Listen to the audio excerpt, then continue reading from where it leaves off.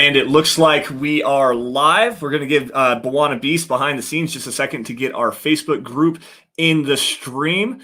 Looks like we have green check marks all the way across the board. Mile high hello, everybody in Broncos country, and welcome into episode 100 of the Dove Valley Deep Divers podcast. I'm your host, Lance Sanderson, and joining me as per usual is my good friend and colleague. He is Mile High Huddle's senior NFL draft analyst, the one and only Erick Trickel. Erick, man, 100 episodes.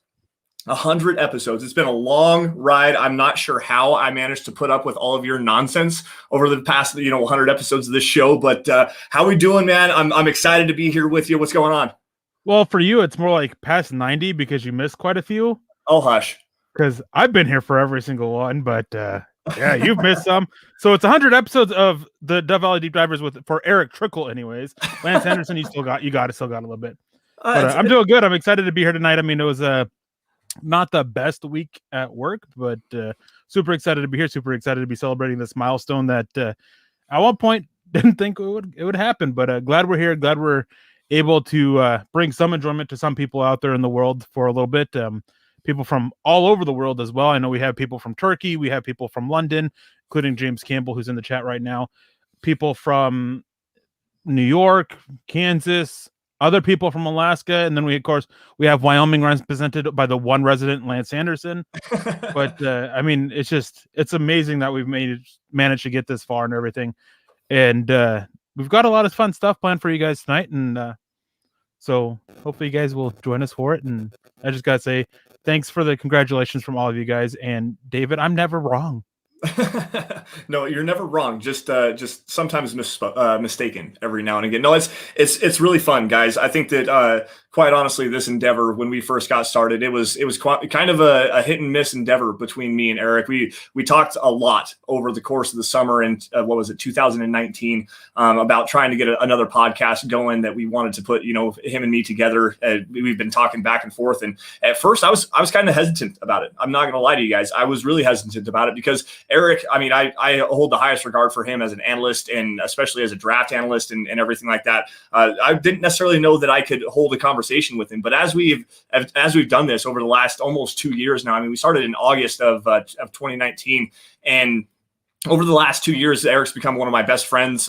We've put a lot of great content out there. Erick's actually going to be in my wedding next May. Actually just under a year ago now. So, but yeah, I mean, to be able to grow and learn as an analyst with Erick has been one of the best things that's ever happened to me. And not only as an analyst, but as a person. I mean, I think I've become, a little bit more diligent in the way that I go about doing my work behind the scenes and studying the game and trying to just be able to keep up with the work that Erick does, which is, I mean, year round the clock, Erick's always doing stuff. So to have him reach out to me and say, hey, I respect your takes, I respect your opinions, and I want you to come and start this project with me, this show, that really means a lot to me. And it meant a lot to me then. And even now we're 100 episodes into it, and I can't thank you enough, man. Yeah. I mean, it was a long road getting all set up and going. I remember, in 2018, 2017, I can't remember the year, I had the Trickle Zone. It was just my own podcast. It was just me sitting there, or the Trickle Down Theories, not Trickle Zone. Trickle Zone's on Saturdays. It's my current show. And some personal things happened, and I had to cancel that. I had to cut it short and everything. And I had to take some time away. And I remember reaching out to Chad about it, and Chad's like, well, we have this guy. And it was just right before you first came in, and he sent me an article of Lance's and told me to check it out. And basically I held Lance's fate in my hands. If I said no, Lance wasn't joining the team, basically. So I read his work. I liked what he saw. Chad kind of told me, hey, take him underneath your wing a little bit. Try and help him grow as a guy to help you out with the draft stuff and everything. So I reached out to him, wanted to do, it was like in April or May, or March or April, I mean, about starting a podcast, but it was going to be after the draft. And then there was some issues on his end, had to get a mic, had to get a computer, all that stuff like that. And we're like, all right, let's shoot for just before the start of the season. And it was just before that season. I think it was it was the Friday before the start of the season. And our first episode was a 53-man roster projection, a recorded one. And then we were doing that for the fall throughout the season. And then Chad reached out to us about going live and doing what we do now for it. And man, it's been a long time. I mean, we've been doing the live show for almost a year and a half now, and almost 2 years now for just doing the podcast. It's been a long road, and man, I gotta say, it's been a wonderful ride for you. And here's to 100 more. Yeah, man, absolutely. I can't wait to just continue on this roll. And I mean, over the summer, it's going to be a little difficult. The way that we like to do stuff here at the Dove Valley Deep Divers is we do deep dive analysis on the Denver Broncos. We get some news every now and again, try to break down the news for you guys, but really we bring you hard hitting analysis on a different level. You know, we don't necessarily like to just stay in the news and bring you the latest news and updates and stuff like that. We want to tell you why. We want to teach you more about the football aspect of it. And that's really, we've kind of gotten away from that over the last, probably about month and a half or so. I mean, not outside of the draft stuff and doing everything that we do with that. But tonight we're going to kind of get back to that just a little bit. We're going to break down this Broncos defense and how good they can do. But before we get into that, another just quick little story before we get going here is the name. The name of this show was so if you guys know anything about me and Eric, we are big Pokemon fans and we love to play Pokemon Go together. Eric will invite me to raids and we play all the time. It hasn't happened here in a while. We need to get back to that because I was really enjoying that and getting my son into Pokemon Go and stuff like that. He'd really love to go catch some legendaries and everything like that. But Eric, when we were first coming up with the name for the podcast, was saying I want it to be I Choose You Broncos. That was the name of the podcast, and Chad shot that down almost immediately. He shot that down so quick. So we're racking our brains and we're trying to figure out something, and it was actually me. I was sitting down just kind of reading through an article, and it said something about Dove Valley. I'm like, well, we want to do like deep information and dive deep. That's what we do at Mile High Huddle. So I was like, wait. It's just perfect. It has some alliteration to it. Dove Valley Deep Divers. I sent that out to Eric, and he's like, I like that a lot. And then I sent it to Chad, and he said, that's actually the best name that you guys have sent me. We sent him like 5 or 6 other names. I can't remember what all they were, but he's like, Dove Valley Deep Divers. That's the name of your guys' show. And we kind of took on that mantra. And I remember at the very beginning of the first show, Eric and I had this really cool little intro that we had planned, and it got erased as well. Do you remember that? So, Eric, go ahead and start this off. So for trickle down theories, I always start out the show with good morning, good evening, good afternoon, ladies and gentlemen. This is kind of how I do the trickle zone a little bit. And we did that in there, and I was like, oops, oh, wait, that's not what we're doing. Like, kind of like we made a mistake and everything. And Lance edited the episode. He sent it into Chad, and then Chad edited it out. And I was super bummed when I heard it that it got edited out, but thought it would have been pretty funny to throw that in there, just kind of the little throwback and then kicking off the new show that way. But it is what it is. I understand why he edited it out, but still would have been freaking hilarious. It really was. Like, quite honestly, I was like, he's in the middle of doing this. Like, welcome to the trickle down theories. I was like, Eric, wait, dude, that's the wrong intro, man. Like, we're not doing that. We're not doing that anymore. This is completely new. Anyways, guys, it's been a lot of fun, and the chat's rolling deep right now. There's a lot of congratulations, Michael Ronquillo. Let's say hello to everybody that's joining us here for episode 100. Michael Ronquillo just donated some stars on Facebook. Congratulations, Lance and Eric, on your 100th episode of the Dove Valley Deep Divers. Go Broncos and orange and blue colors of the Denver Broncos. Hashtag Denver Broncos for life and hashtag state of being from Arizona.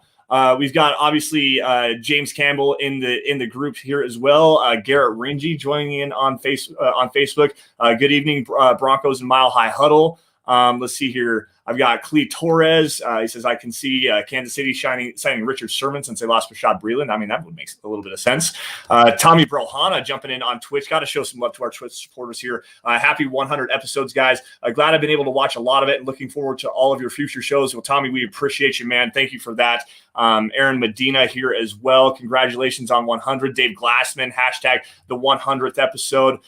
Guys, you guys really don't understand. If it's not for all of you guys joining us, we can't do this. It's because of you guys that we do this. We break down the Broncos because you guys come in and check it out. And if it weren't for you guys, we really couldn't be on this show and come to you guys every single Friday at 6:00. So Muhammad jumping in here with a $5 super chat. Happy 100 anniversary, fellas. Mo, dude, the king of the super sticker. We really appreciate you. Once again, guys, welcome into episode 100 of the Dove Valley Deep Divers podcast. We love and appreciate all of your guys' support. Now, to get into the crux of our show and get back to our Dove Valley Deep Divers roots, we had this question it's been coming up a lot, especially on Twitter. It's like, how good can this Broncos defense be now that George Payton has completely retooled it? Vic Fangio going into year 3 in this scheme. He's got a bunch of really high quality players. You've got Justin Simmons and Kareem Jackson coming back here. Kathleen, thank you once again for the congratulations. We appreciate you. You've got Kyle Fuller jumping in here, who had a huge season. Bryce Callahan, potentially Ronald Darby as well. Pat Surtain, the first-round pick out of Alabama. I mean, this defense is loaded. Just how good can this defense be? Eric, I want your opinion before we go and do the deep dive on this. How good do you think this Broncos defense can actually be? Well, first of all, I want to say is I don't think the defense was as bad last year as a lot of other people do. Mm-hmm. I mean, they were able to do extremely well. They only allowed 333 total first downs. That's the 22nd most. They blitzed on 27.9% of the plays. They got a hurry percentage of 11.5, which was third most. And then, I mean, they missed 94 total tackles, 8th fewest. They had a 26.2 pressure percentage, which was 7th in the NFL. And passing, this is the biggest one. This was the biggest shock for me anyways when I was looking these up. They were 9th in expected points added on passing plays, which that's actually extremely good. I mean, for on defense, if you're in the positives, it means that your defense is adding you points, basically. They were 9th. Like, that's extremely good, especially with how the season ended, with all the injuries, with the suspension to AJ Boye, with everything that was going on in the secondary. Being 9th in that stat for passing defense is absolutely insane to me. And then in third down percentage, they were 15th, which isn't great, but hey, you're still in the top half. They only allowed 40.2% of third downs to be converted, which is, I mean, and then on fourth down, they allowed 7 of 14, which is 50%. They did extremely well. And then when teams got into the red zone, they were the best team at preventing them from getting scoring a touchdown. 47.5% of drives that landed in the red zone only ended in a touchdown. 47.5. No other team was below 50%. And the Kansas City Chiefs, ironically, were the worst. They allowed 76.6%. Like, this defense was actually good last year.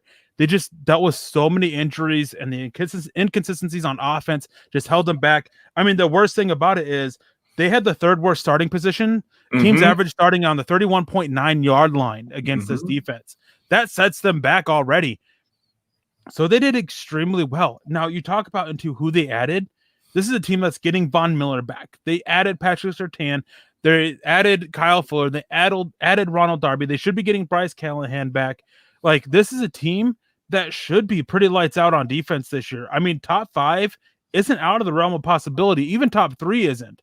But a lot's going to fall back on how does the offense do? Can they be consistent? And can they give this defense breaks when needed? Yeah, man, absolutely. Now, before we continue in on this, I forgot we have a very special announcement for you guys.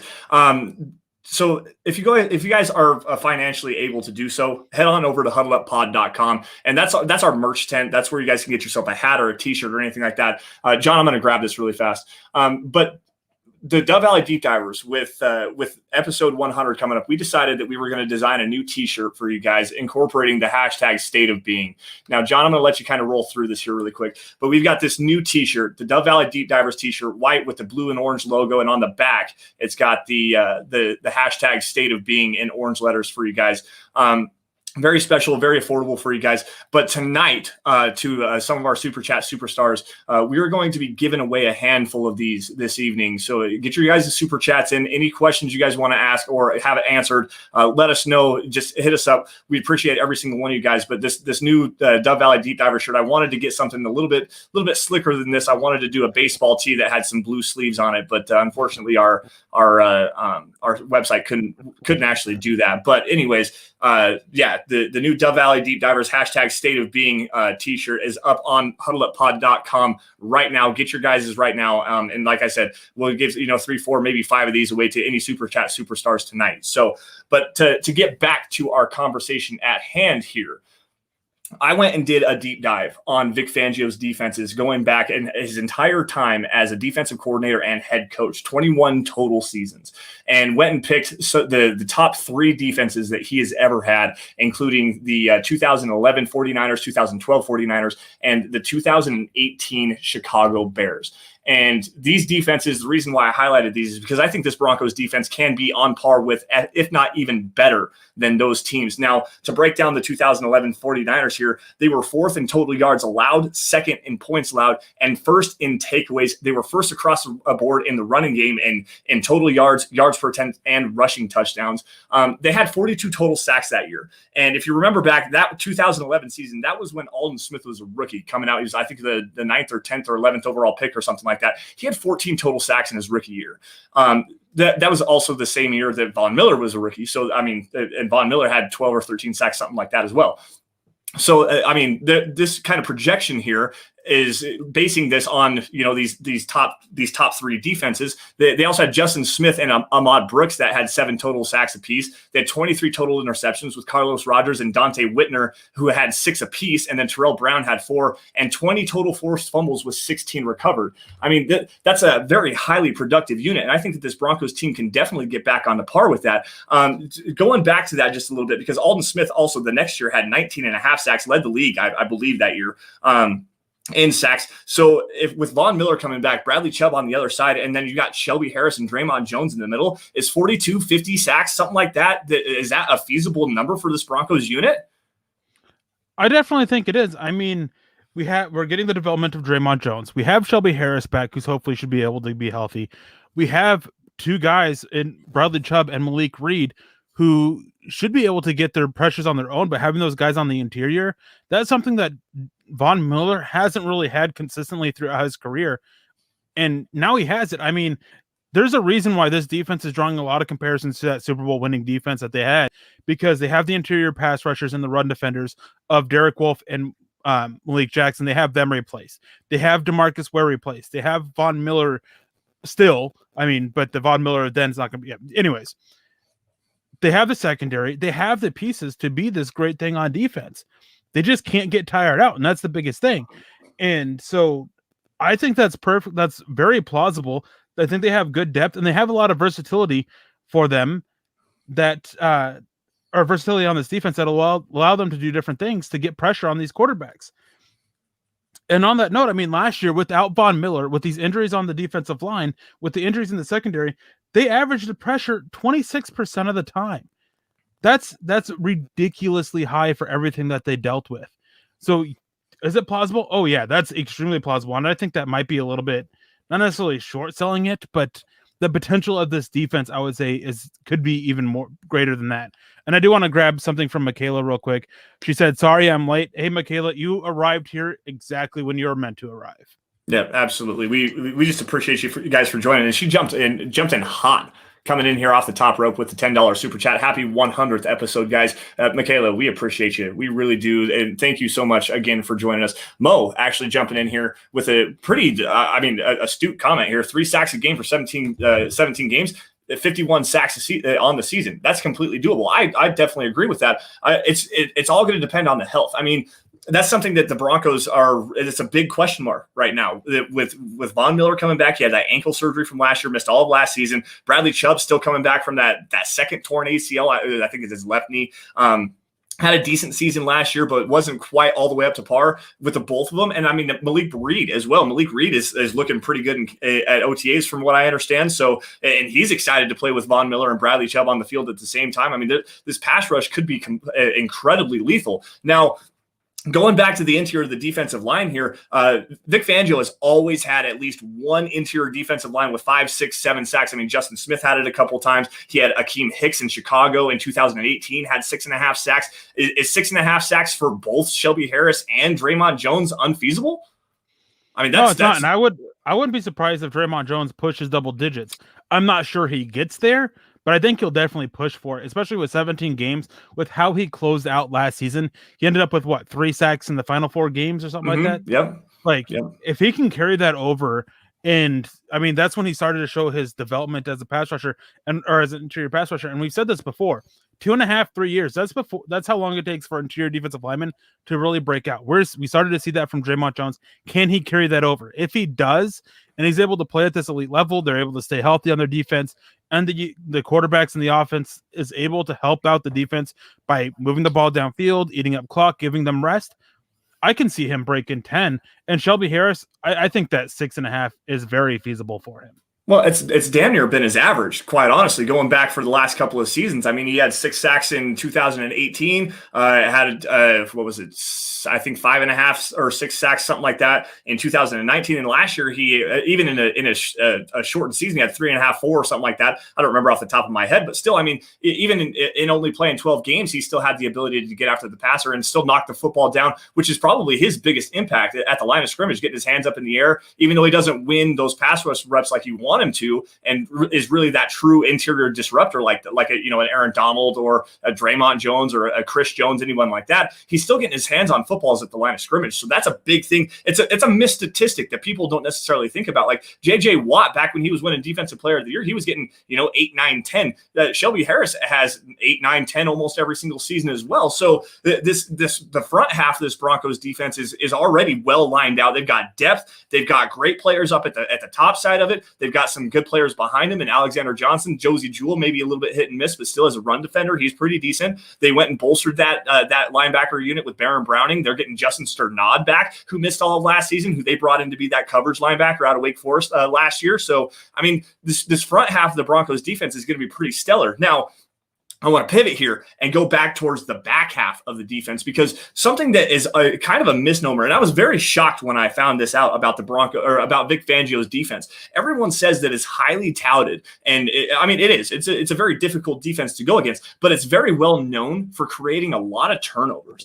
And I was shocked to find out just how not true that necessarily is. Now, Vic Fangio, as in 21 years as a defensive coordinator and a head coach, the head guy running the defense, has only had 7 total seasons in which his defense ranked in the top 10 in takeaways over the course of the season. He had 3 other seasons where he was 13th, and 14th, and then every other season after that is like 8 or 9 seasons it was in the 20s. Like, it was down at the bottom half of the league, including last season where the Broncos were one of the worst teams in the NFL. That's kind of a hard thing to think about, especially with the Broncos secondary the way it is. However, Justin Simmons had 5 interceptions last year. Bryce Callahan had a pair as well. But the big guy right now, Kyle Fuller, back in 2018 with the Chicago Bears, he had 7 interceptions, and Eddie Jackson, the stellar free safety, who I think Justin Simmons is actually better than, had 6 interceptions. Is this the year that the Broncos could turn around that lack of takeaways that they've had over the last couple of seasons and start getting their hands on some footballs and taking them the other way? I definitely do, especially if the pass rush is able to go down there. And somebody in the chat actually hit the nail on the head about the offense being able to give them a lead. And if that happens, and you mentioned those 51 sacks, those interception numbers, like, breaking those is a lot more likely. If this offense can consistently give them the lead, that helps a lot. I mean, they have just the pieces everywhere they need on their front. They're going to be looking at running a little bit of a different defense this year, but it's not exactly different. They do it most of the time anyways. But I mean, 2 down linemen, so that's going to bring Mike Purcell off, who's the weakest pass rusher on the interior. He's only going to be there for run defense in obvious running situations. You're going to be going with more defensive backs. You're going to be going with more versatility. That's what they really addressed with in this offseason, was adding the versatility to their defense. So, yeah, I mean, it's entirely likely that the Broncos can sit there and have one of the best years as a team when it comes to getting turnovers and interceptions under Vic Fangio that he's ever had. Yeah, it was actually kind of wild as well, because when you look at the interception numbers, I got to pull it back up here. Give me just a second, guys, because I think it was like 8 total seasons that Vic Fangio defenses actually were in the top 10 in interceptions. Yes, 8 total seasons, and then for the rest of his tenure as a defensive coordinator and as a head coach, every other season was in the 20s, other than one.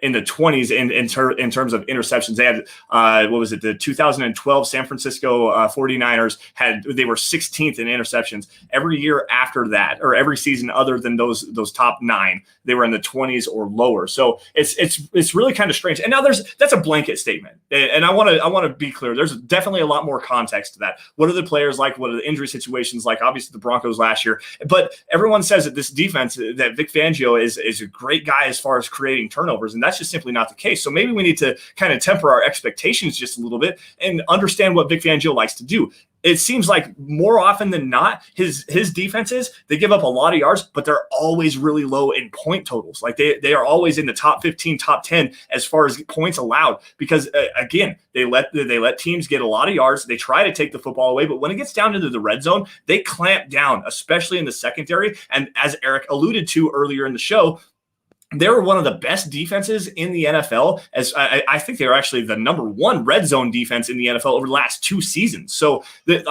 it may not be the forte of the defense to take the football away and create other opportunities for the offense, but they're not letting teams score on them. And that's why the Vic Fangio has this mindset. Well, you know what? If we're only allowing 17, 20 points a game, we don't need to have a great offense. We can still rely on our defense. And maybe that might be the wrong mentality here, because with the bad offense, you're putting your good defense in bad situations. So there's some give and take here. The Broncos offense definitely needs to be better. Vic Fangio, and now he's got some players and some horses, some versatility that he can go out and start taking these footballs away. This year might be one of the best defenses that Vic Fangio's ever had across the board. I mean, in the running game, against the pass, taking the football away. I mean, there's a lot to like with this defense. Yeah, I mean, the best term for Vic Fangio's defense is it's one that'll bend. It'll give up a lot of yards, but it won't break. It's not allowing teams into the red zone. I mean, that stat I gave earlier, only 47.5% of drives that ended in the red zone ended in a touchdown. That's the best in the NFL last year. That's a great stat to have. I mean, it's the ultimate bend but don't break stat. Yeah, it really is. Got a quick super chat here. Thanks, John. From Richard Summers. I remember Richard coming in here, and he asked us a couple of weeks ago if we could help him out in trying to find some film resources for him to start studying some tape. And he says, you both have gotten me to dabble in looking at film and pointed me to the correct resources. Thank you for educating me. And Richard, that means a lot, man. It really does, for you to come back to us and give us a super chat again and let us know that we've helped you in a way that's going to help you as an analyst, as a fan, in any way, shape, or form. We really appreciate you, man. And I remember that conversation. It was a fun talk about trying to find film and how hard it is to find film, especially of college players. So thank you again for joining us. I think we got another one in here down towards the bottom. John, you want to grab that really fast? Because I'm way up here in the chat. Chase jumping in here with a $5 super. I keep hearing about Ojemudia at safety. Just curious on your thoughts. Eric, what do you think about moving Michael Ojemudia over to safety? I mean, I'm not exactly for it, but I mean, he can kind of follow that model that Kareem Jackson had. I mean, when you look at what Kareem Jackson was when he first came into the NFL, Michael Ojemudia is not all that different from him, really, with the tackling aspects, the way he looks for the ball. It's all very similar to it. So I could see it happening. I just don't think it's this year. I think it's been pretty well shot down, although don't quote me on that. I'm not entirely sure. But yeah, I don't think it'll happen this year. I think that there's enough there that they want us to try and continue to develop Ojemudia, especially with Callahan being an unrestricted free agent after this year, especially with Kyle Fuller being an unrestricted free agent after this year, and even with Ronald Darby and his injury history. I think they want to continue to give Ojemudia a chance to develop at corner before moving him. I don't disagree with you on that, but I think that there's another thing that we need to think about here, because Michael Ojemudia is a former third-round pick, and that's a guy that you want to see on the field as much as you possibly can. The best way to develop is trial by fire. Get out there and actually go do it. I mean, John Elway's very famously said that, especially about the quarterback position. Get him out there early, let him go learn, and let him go take his lumps. He's going to have some bumps and bruises along the way. It's not going to be exactly the smoothest of rides, but especially as a third-round pick. But I mean, as a third-round pick, you want to have that guy contributing in a way, that he's going to be out there at least, 35, 45, 50% of the time, something like that, But the Broncos did already invest heavily in the cornerback position, obviously with Kyle Fuller, with Ronald Darby. They went and got Pat Surtain. That might be the next role for him, is kind of a star safety role where he's playing some safety, playing some slot, maybe move him out of the boundary. Do you think that might be a possibility for him this year? Obviously I think we'll see Ojemudia out there on the field. I don't think it'll be a whole lot. I think that the Broncos, if they're using him, it's because injuries happened. Mm-hmm. It's because they're in a bad situation, or they're going a lot bigger with more size out on the field and bringing Bryce Callahan off. I mean, there's a lot of situations where we will see him out there on the field. I just don't think it'll be a whole lot this year, because last year, I think he was better than a lot of fans think he was, but he showed some major inconsistencies with his technique, and they just want to get that down. And I agree with you on that, especially in his tackling technique. that week 2 game against the Pittsburgh Steelers where they were up in Pittsburgh, he had a terrible game. He got burned deep on that Chase Claypool 84-yard touchdown, which is definitely not about Michael Ojemudia. He's not a guy that gets beat deep very often, but the tackling issues that he had. He missed a handful of tackles, including there was one that it was a quick out to Juju Smith-Schuster, if I remember correctly, where he went for the big hit and didn't really wrap up and bring his arms with him and didn't take Juju Smith-Schuster down to the ground. And Juju, when he has the ball in his hands after the catch, he's one of the hardest guys to tackle. Like, you got to wrap up and you got to bring the wood, bring your lunch, and actually smack the guy and get him down to the ground. Well, Juju ended up, it was like a 3rd and 7 or a 3rd and 8 just outside of the red zone. Juju turned that into like a 20-yard gain and put the Pittsburgh Steelers in the red zone. That was actually the drive after Drew Lock got hurt, right very early in the beginning of the game. And then I think it was James Conner scored a rushing touchdown just a couple plays later, but he had another couple of missed tackles there. It looked flat-footed in coverage at times. The Atlanta Falcons game where he got absolutely torched by Julio Jones. There's a lot that he has to really work on with that. But again, 3rd-round pick, you want him to try to develop, and this is the year, year 2, especially at cornerback, because it's one of the most difficult positions to transition to coming out of college, and especially in this Vic Fangio defense. Like, there's a lot to like with Michael Ojemudia because he is a physical player. He likes to get his hands on guys. He doesn't get beat deep very often. He has good smooth hips. If you let him play off the ball and let him click and close, he can drive on the football. There's a lot to really like with him. I think his best role is probably on the boundary. It's just, where do you play him right now with Ronald Darby and Pat Surtain, who can play on the boundary, with Kyle Fuller, who does his best work on the boundary. I mean, that they're 4 cornerbacks deep even before you get to Michael Ojemudia, and they also drafted Kerry Vincent as well, who's going to take some time in the slot from the sound of it. So it's hard for me. So you got to kind of get creative with Michael Ojemudia, in my opinion, and try to figure out a way that you can get him on the field. And I think that maybe a slight transition to safety this year is probably the best way to do that, other than just getting him out there on special teams. Yeah, and I just want to address this since it's going on in the chat about Aaron Rodgers and everything. Yes, Green Bay is saying that they don't want to trade him. Doesn't mean they won't. Teams say that all the time. I mean, think back. I know the situation's a little bit different here, but Tim Tebow was the Broncos quarterback. Then Peyton Manning became available. I mean, we don't know what's going to happen with it. We will learn a lot more if Aaron Rodgers shows up to mandatory camp on next week, if he's going to be where the Packers stand after that. Denver's interested, that we know, but it's not going to sit there. It's not a situation of, Green Bay's saying that it's not going to happen, so it means it's not going to happen. Teams do that all the time. All the time. This player is not going to be available, and then moments later, that player is traded. Atlanta, for a good portion of this offseason, was saying Julio Jones isn't available. Julio Jones is probably going to be traded. It's how it happens. It's the way the NFL works. No team is going to come out and say, oh, yeah, this player is readily available, because then you're not going to get as much for him in return. Before Denver traded Demaryius Thomas, they came out and they released multiple statements that Demaryius Thomas is not going to be traded. Yep. They don't just come out and say, we're going to trade this player. That's not how it works.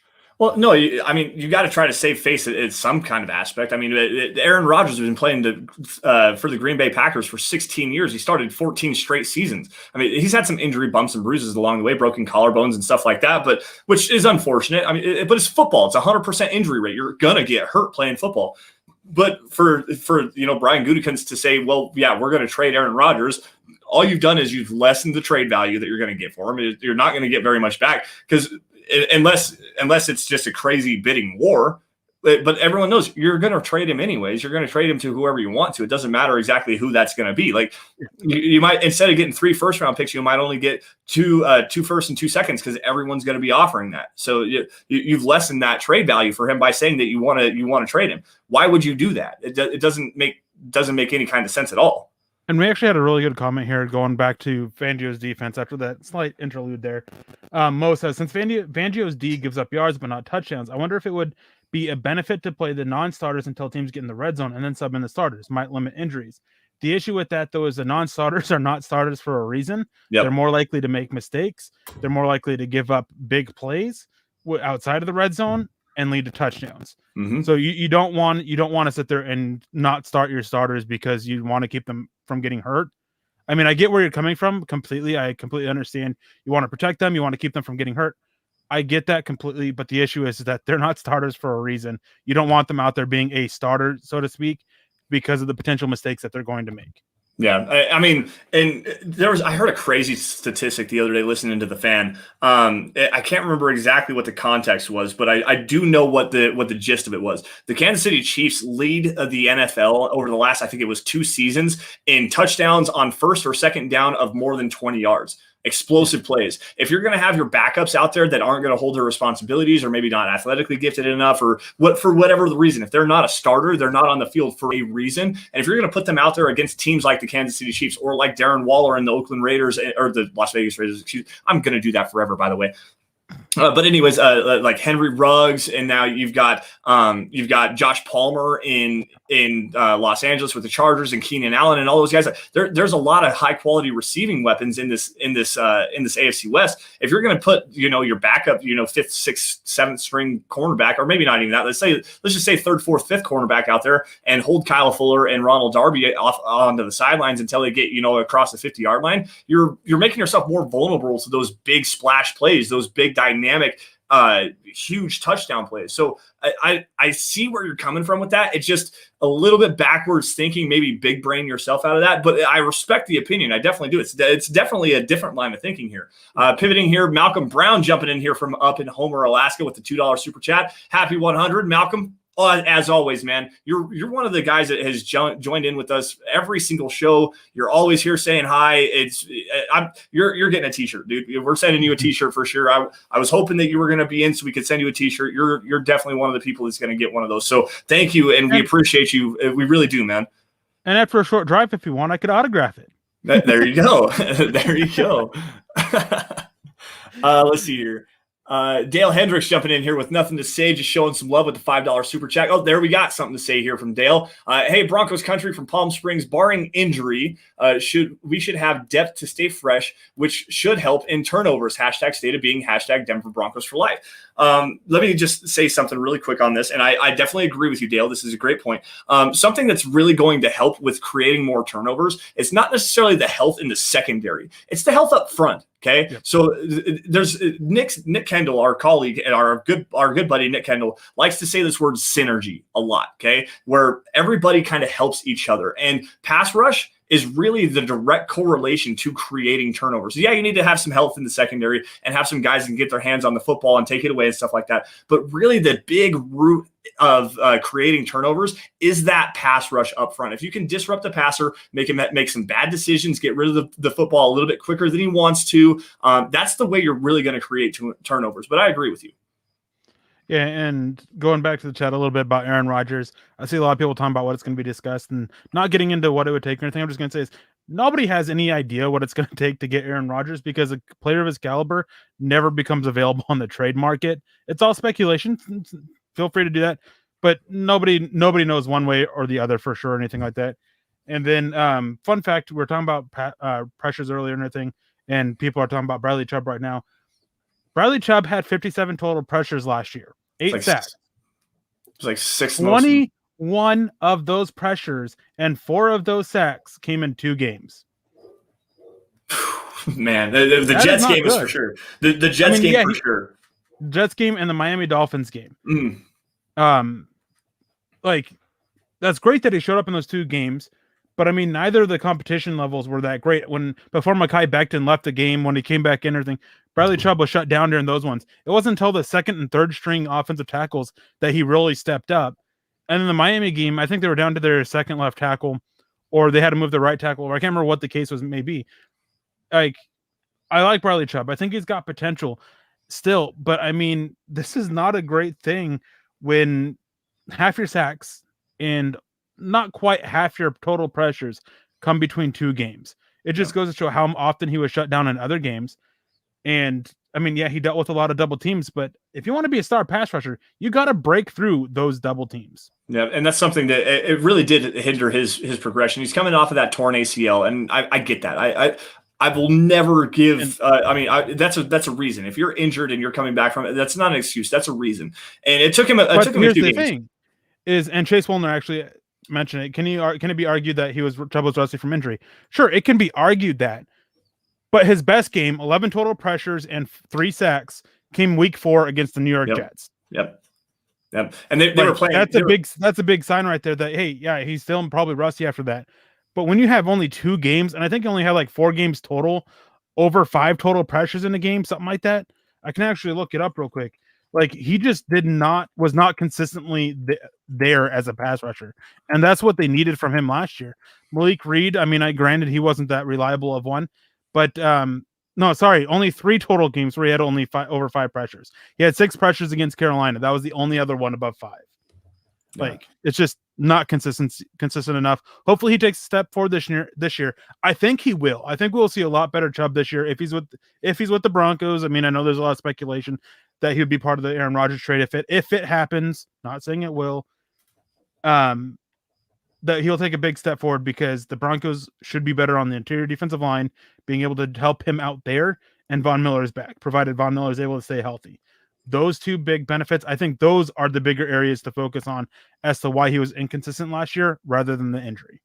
Yeah, I don't disagree with you, but I do want to go back to that Malik Reed statement you had there where he wasn't that great. And that's a big thing where Bradley Chubb's starting to play with the doubles and triple teams. And we see that with Von Miller a lot. I mean, going back to even before they had Bradley Chubb, where he didn't really have help. He's a true Batman, okay? But as a 5th overall pick, you have to be a Batman too. Like everyone said, generational pass rusher. This guy's going to be just legit. And he was his rookie season. He had 14 or 12 sacks or something like that. It was really chasing down the rookie sack record there for a couple of games. And I thought he was actually going to get there. Unfortunately, he didn't, but I digress. But then he comes back his second season, he plays 4 games, and he was probably the best Broncos pass rusher on the field, especially in the running game. He was great in the running game, and then he had that he tore his ACL week 4 against the Jags, and he was out, the rest of the season. This last season, you lose your Batman. You lose your true Batman on the other side, and now they don't have. You're rotating Jeremiah Atauchu, who was playing with injury all last season and wasn't effective, and then Malik Reed, who was not effective in the running game and wasn't a guy that could really beat one-on-ones. He got a lot of cleanup sacks on the other side because Bradley Chubb was being able to take on those double teams, and still, it may not have been great pressure, but he was still generally around the football and stuff like that. So we got to see that next step for him. We really do. I think he's going to take it. I'm with you, Eric. I think he's going to get a little bit stronger with his legs this year. Not going to be quite so worried about re-injuring that knee again, getting back to the right psychological state of mind after an injury. That's a huge deal, by the way, guys. Psychologically coming back from injury is a major deal, especially in football. But to see him come back, have that full off season, come back with his Batman and be the Batman 2 and not necessarily a Robin, which is what he kind of was last year. He was just a Robin. And then there was, who was it? Catwoman, I guess, on the other side of that coming back around. Like, no offense to Malik Reed by any stretch of the imagination, but you've got to have that Batman. And Bradley Chubb, he had to play like a Batman last year, and he just couldn't do it, which is unfortunate. I love Bradley Chubb, and I think he's going to be a superstar in this league. If he stays healthy and continues to develop, he's going to be great, but he just has to be able to get back to that. Well, I mean, we can still go Batman and Robin because there's like 5 billion different Robins because they always die. That's very true. And I want to grab the super chat real quick before we move on from Chris Hernandez. Thank you, Chris, for your super chat, man. We appreciate you. Thank you for joining us, and thank you for the happy 100. I mean, super happy that we're here. Super happy we made it. But before we get out of here, Lance had this idea about a little bit more of a personal kind of thing. And and talking about our 5 favorite moments of our 100 episodes, or 5 favorite episodes, or whatever it is. And I'm going to kick it off. And actually, one of my favorite moments was the first time we went live. Yeah, the amount of love that we got from everybody in the community and everything like that was amazing to me. I mean, it's. For a lot of you who don't know this, I've been doing stuff like this, working for MHH for 6 or 7 years now. Other sites as well thrown in there. And the money wasn't always there. That's the best way to put it. And we were able to come in our very first episode, made more from you guys willing to donate to us than I had made previously, more than I made ever in a month previously doing this. And that was just so mind-boggling to me. And it just really speaks to how awesome you guys are, everyone in the community, how awesome you guys are for joining us. A lot of you every single night. I mean, like every night you guys are joining here, and you guys are awesome, and we appreciate you. And that first episode, like nothing can ever bring back that feel, and hitting live, going live, and just Lance and I weren't ready for it, and you guys still hopefully enjoyed it. I mean, it was a blast for us, but we definitely weren't ready for it. Yeah, that first live episode, we were with Chad, and I remember it was late January of last year, and we were just getting into the draft stuff and everything like that, and I wasn't sure. So the way that actually worked out was Erick sent me a text message. He's like, "Hey, do you think that you can come and join me and Chad for a podcast really fast?" I was like, "Yeah, I think I could do that. Come hang out for a little bit." And I got there, and Chad's like, "Well, we're going live. You guys are going to be the first other show outside of the Huddle Up show that's going to be on the live stream." And I wasn't ready. I was like, I'm not sure I want to go about and do this, but you guys came out in full effect, and just as Erick said, you just blew us away, and it was amazing to be able to do that. And now look at where we're at. We've been doing this. So shortly after we went live, we went to two episodes a week, Friday and Saturday, and you guys came out in full force every single time that we came out. You guys are still coming out in full force and joining us, and you guys don't understand how much we appreciate that. Now, for me, honestly, I think it was like episode 3, and it was right after the Chicago Bears game of the 2019 season, where Garrett Bowles had one of the absolute worst games that he's had as a pro, and probably the worst game he has had in his entire life. And Erick and I decided that we were going to do a deep dive breakdown and essentially a film analysis on Garrett Bowles, and say, this is the thing that he's doing wrong. This is where his technique is bad. This is why these things are happening. This is why he's getting these holding penalties. And to be able to sit down, and this was a recorded show. And Erick, I don't know if you remember this, but I went off on my little scouting report on him, and we stopped for a second. And you said, "That was freaking awesome. Like, that was really good job, Lance. You did a really good job there." And then we went back into it. Like, that to me was that first moment. We've been 2 episodes into it. That was that first moment that I knew that I could hang with you and be a guy to be able to create good content and stuff like that, to where you like respected my opinion on that. So that's a big moment to me. Well, I just got to say, man, that had to have been a dream, because me compliment you for anything.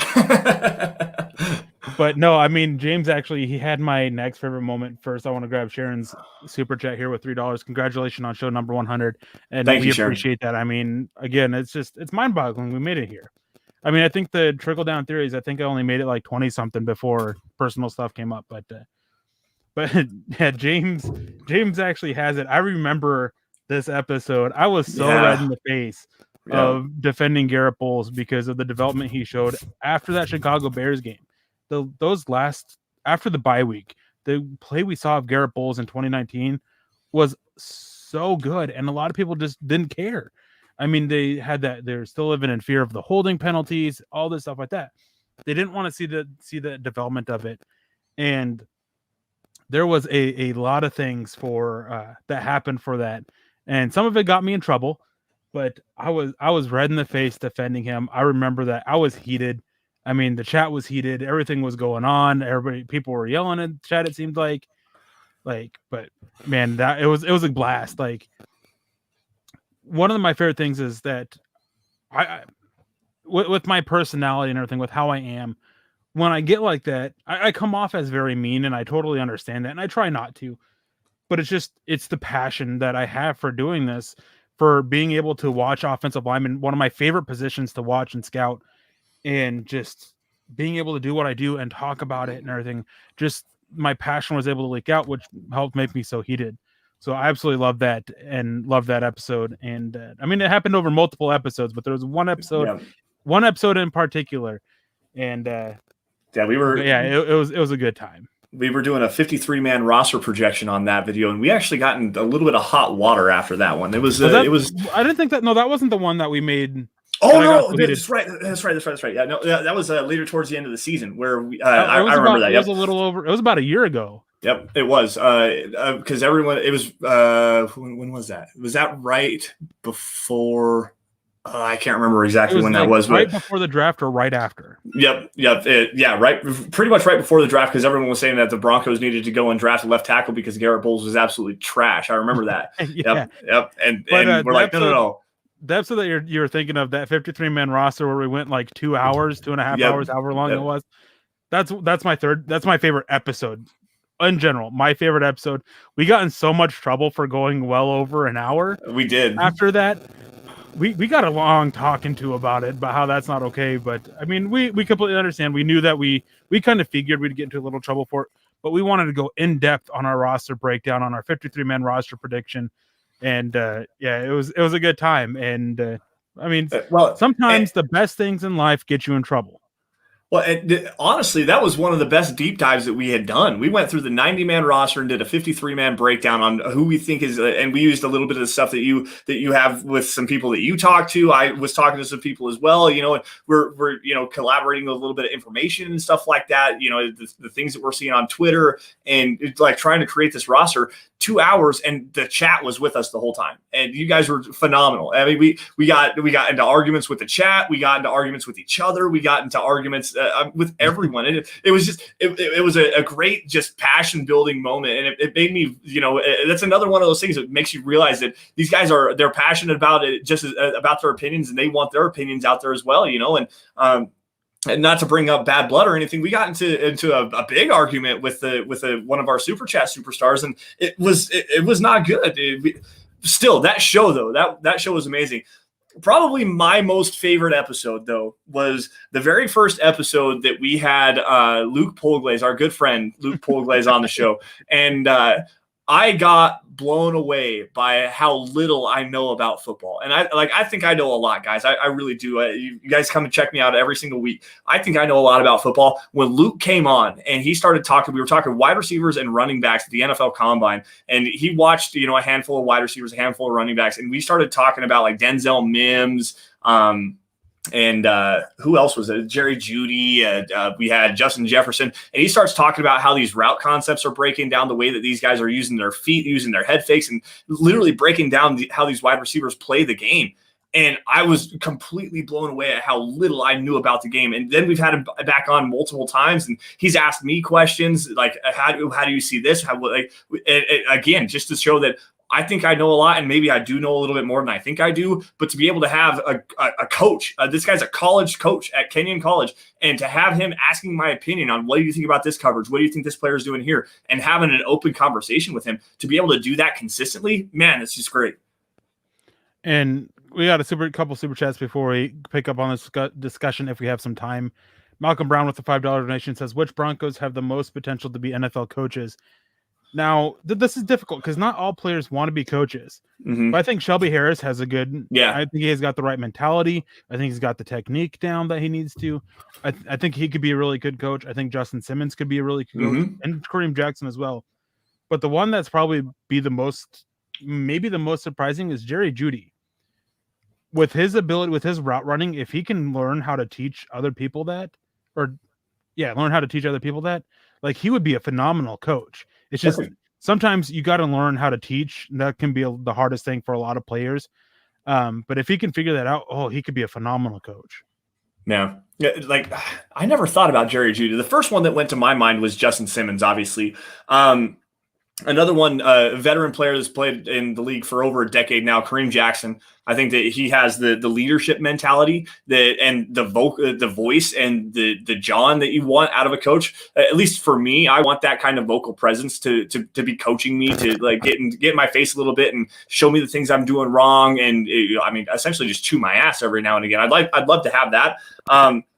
Quite honestly, another one that I think would be cut out for a really good coaching role is Dalton Reisner. I think that he has the mentality to be able to go out, and he's got some technique issues that he needs to work through, but he has that personality, that relatable personality where you can talk to him and have a conversation with him. And I think that that's going to be another big aspect to that. I mean, yeah, you want to have those chew your ass guys, but you also want to have the guy. I think Mike Munchak kind of has a little bit of the in-between of Kareem Jackson and Dalton Reisner, where he'll chew your ass if you need to, but also at the same time, he'll coddle you and he'll really break it down and be your friend, and then show you what you need to do wrong, or show you what you are doing wrong and how you need to correct it and make it right and actually become a better player. I think Dalton Reisner has that right mentality. So to me, that's probably the one to watch out for.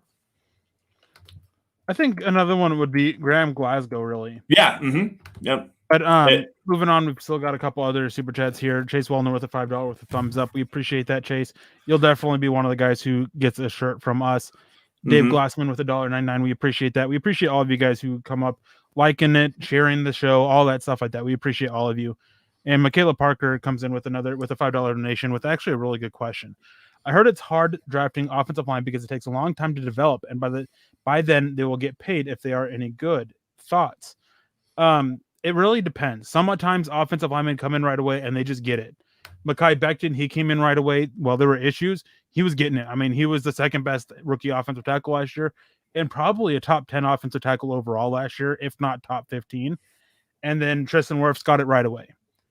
Garrett Bowles, as we know, it took a lot of time. Experience does matter at offensive tackle, and so does the consistency with the coaching and everything like that, and being in the right scheme. That's probably the biggest one. So, in my opinion, the bigger issue with drafting offensive linemen is that a lot of teams just kind of try to fit college teams, fit square pegs into round holes, just kind of clogged up the thing a little bit just because they got this guy's so talented they want to get him out here. So it muddies up the projection of what scheme fit he actually works best in.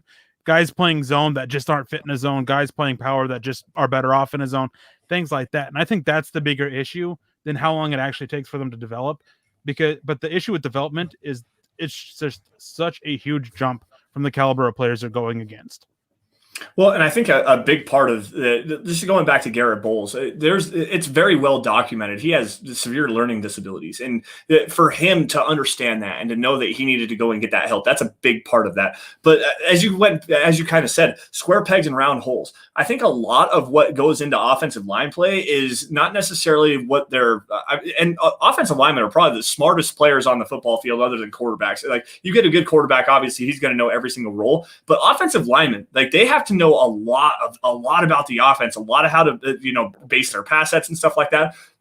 I think a big issue, and this might be something that is just my own personal bias here, is these teams are falling in love with tools. They see these athletic guys that kind of move around really well. They have good length and stuff like that, but they don't necessarily understand the game quite right. They're winning at that level, down at the college level, with their athleticism and with the tools that they have, and not necessarily with the mental game. And then that going into that next level. This is something that you see with college players all the time. The mental aspect and how hard it is to understand the game and the speed of the game and all of the nuances that go into playing NFL football. They don't understand that. So it takes a long time for offensive linemen to develop because they're now refining those tools, building. It's three things: refine your tools and make them the best tools that you could possibly have. Build strength, because they don't come into the NFL strong enough, nearly often enough. Tristan Wirfs is an outlier for the most part. I mean, Laramie Tunsil is probably, there's 2 or 3 guys maybe every other year that you have that are actually pro ready and come in and play at a high level every year. Like Ryan Clady is an odd example of that.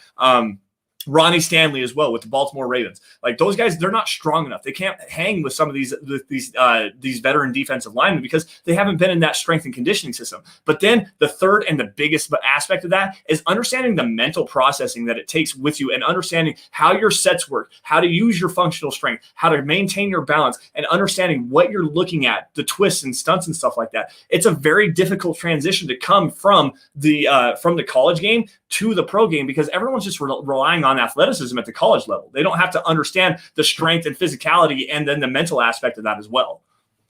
And Malcolm Brown said, is there a link to the first episode? Malcolm, the only place I've been able to find it is on Spreaker. That's the only place I've been able. You have to scroll through a little bit to the first one. And if you wanted to, you even have all the old Trickle Down Theories episodes on there. And I realized that looking back, I went and found it for you. I made it to 30 Trickle Down Theory episodes. No, I actually listened to. I listened to probably 10 or 12 of those Trickle Down Theories. They were actually one of my favorite shows. Nick and Carl were just getting started back then too. It was about that same time that you were doing Trickle Down Theories that Nick and Carl were going. And quite honestly, I like Nick and Carl. Don't get me wrong. At first, they didn't rub me the right way. I didn't necessarily like the stuff that they were putting out. He does. He really does. He acts funny too. Can you not find that on YouTube? I thought you did. Maybe search DVDD Pod episode 1 or number 1 or something like that. I think John was looking for it and he couldn't find it. Only place I was able to find it was on Spreaker. So yeah, Spreaker.com. Search Dove Valley Deep Divers. You should be able to find it there. Let's see here. Do we have anything else as far as super chats, or are we gonna pretty much wrap it up here? I think we got it. Oh, and James came in with another one. Brett Rippon for an NFL coach. Definitely. Yeah, I saw that earlier. I wanted to grab that, and then the comment section jumped on me here. Let's see here. They're talking about Pat Surtain. Yeah, James coming back in there with the ripping comment, and that's absolutely true. Like he could be he could be on that Kellen Moore path. Like quite honestly, he could be on that Kellen Moore path to be a quarterback coach, offensive coordinator, designing an offensive scheme and working through that. So I could definitely see that one. That's a good pull, James. And it's good to see you back in the chat and back on the show, man. It's been a minute since we've seen you live. Which is wild because I know that this is your favorite show. But let's see. I think that's pretty much it, guys. So first things first, shout out to all of our Super Chat superstars for joining us. Malcolm Brown, Chase Wellner, Michaela Parker. Guys, if you guys are on Twitter, make sure you guys link up with me at Sanderson MHH. Shoot me a DM. If not, I know the milehighhuddle@gmail.com. That's Chad's email account. Email him and let him know that you three are the winners of the t-shirts from tonight. We thank you guys all for joining us. We really, really do. Episode 100. It's been a blast the last almost 2 years to be able to do this. We thank you all for joining us again on episode 100 of the Dove Valley Deep Divers podcast. We're going to wrap it up here. John, I'm going to take the sticks for just a minute, run through the matters of business here. You guys can find me again at Sanderson MHH on Twitter, for Erick at Erick Trickel, for John at Moana Beast, at John KAYMHH on Twitter as well. Thank you for all the work that you've done over the last 7-8 months or something like that with us on the show. John's been a fabulous follower, fabulous friend to us. We enjoy talking with him behind the scenes as well. So shout out to you, John, for everything you do.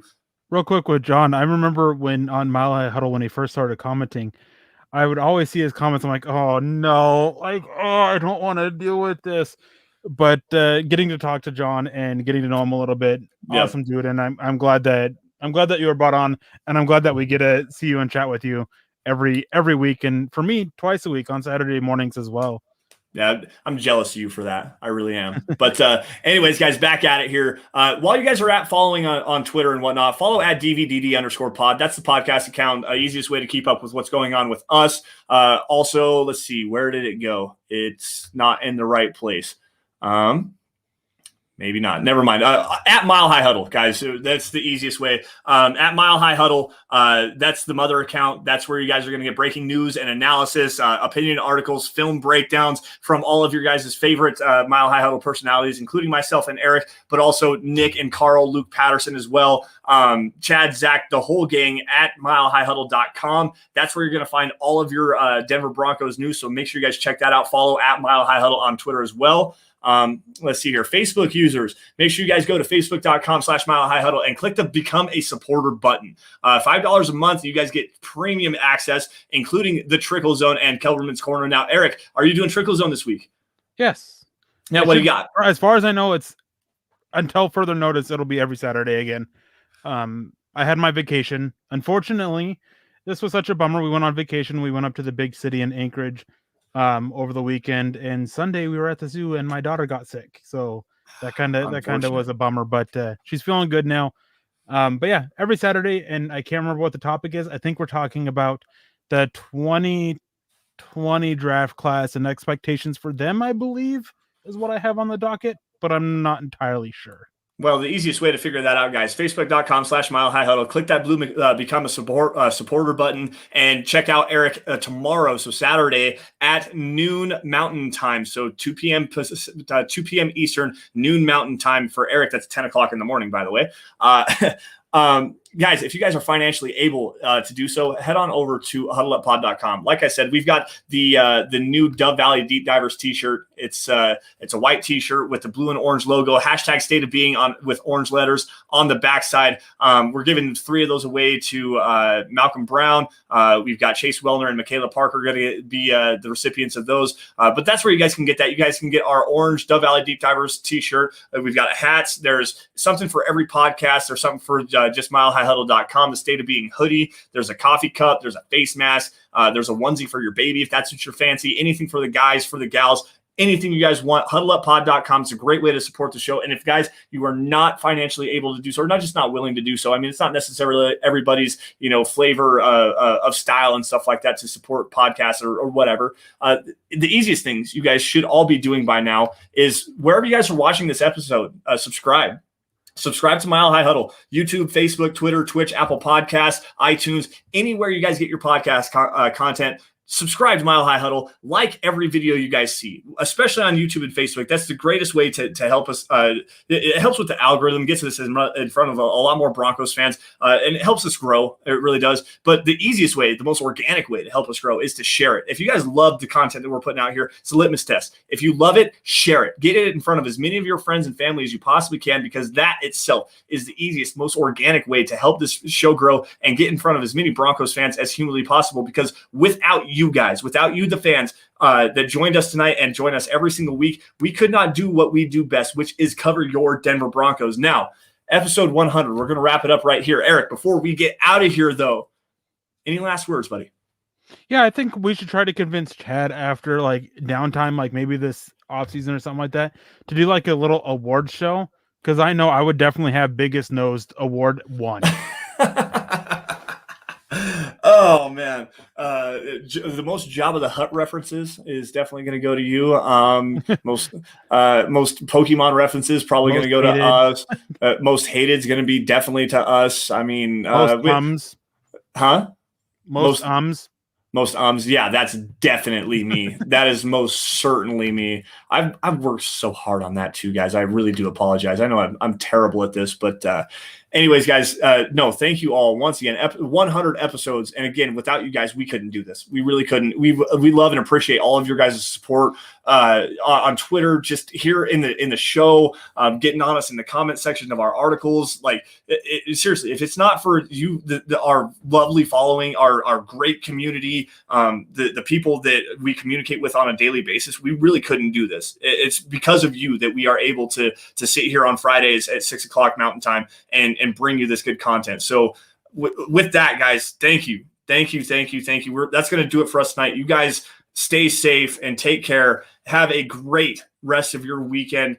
For Erick Trickel, I'm Lance Sanderson. And as always, before we get out of here, go Broncos. Thanks again, guys.